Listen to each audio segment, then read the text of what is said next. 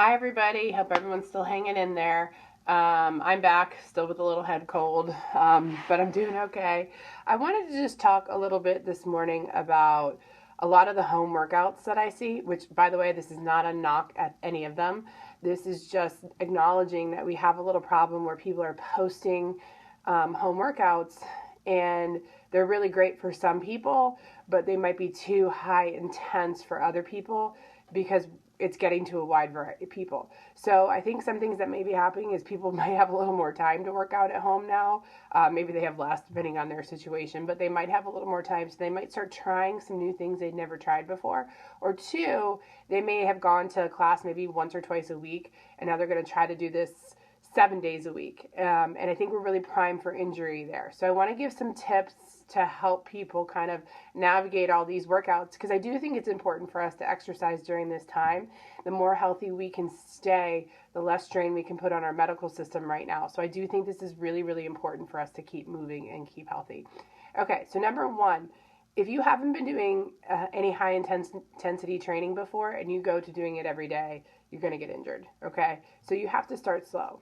I want you to know that you can modify every single exercise, okay? There's an easier way to do it. So for example, if you have not been doing anything, jumping is probably going to be a lot for you. You're likely to injure something.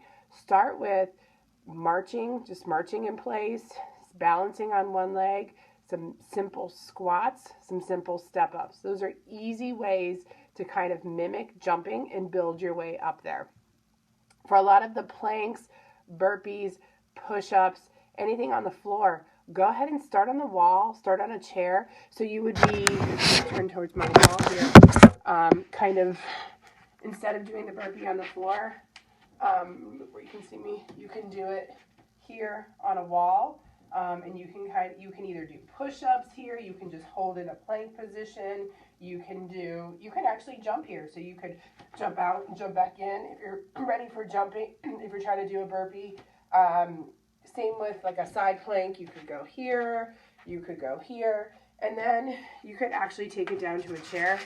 I would not recommend this chair, so I'm not really going to do it because my stable chairs, but just here, you can push up here, things like that, okay? So there's real easy ways to kind of just back off what they're doing. You don't have to do as many repetitions. You don't have to do the whole workout. Start with what you can tolerate. If you're you can use your conversation pace, not pace because we're not running, but can you talk through the workout? If you're like huffing and puffing and you can't talk, that's a high intensity workout.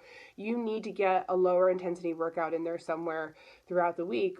Don't do that every day, okay? So try to find maybe one day you can do it real high intense where you're huffing and puffing and you can't have a conversation. But then the rest of the days, tone it down to where you can keep that conversation pace so that you can not get injured but keep moving. Same thing goes for those who have been doing these workouts but now have time to do them every day. Not necessarily a great idea. You can maybe add in a little bit more, but still use that conversation pace to be your guideline. You can do the workout and tone it down a little bit. You can add in some frequent little rest breaks. You can add some weight to it if you have weight to home. So if they're doing something real high intense, you can slow it down and do the same exercise with weight.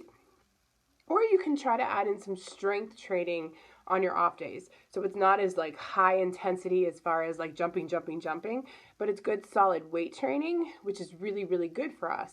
You can also start if you're getting out for a walk. So if you haven't run before and you want to do a running workout or maybe start with just some walking and get into some really high interval walking, like some speed walking, break that into intervals. So there's lots of ways to start a workout program, okay? Just be careful to jumping in to a really intense workout that people who have been doing for a long time have built their way up to, okay? There is no one size fits all, and we have to take care of ourselves now. We don't need a lot of people getting injured during this time. So just be aware of how to modify. If you see a workout and you see an exercise and it's just too hard or too intense and you need a way to regress it, call me. I can help you. If you feel like you're doing an exercise and it's too easy and you need a way to progress it, call me. I can help you. There's a way to change every exercise to work for you. Just be aware that you have the power to do that. I hope this helps someone. Have a good morning.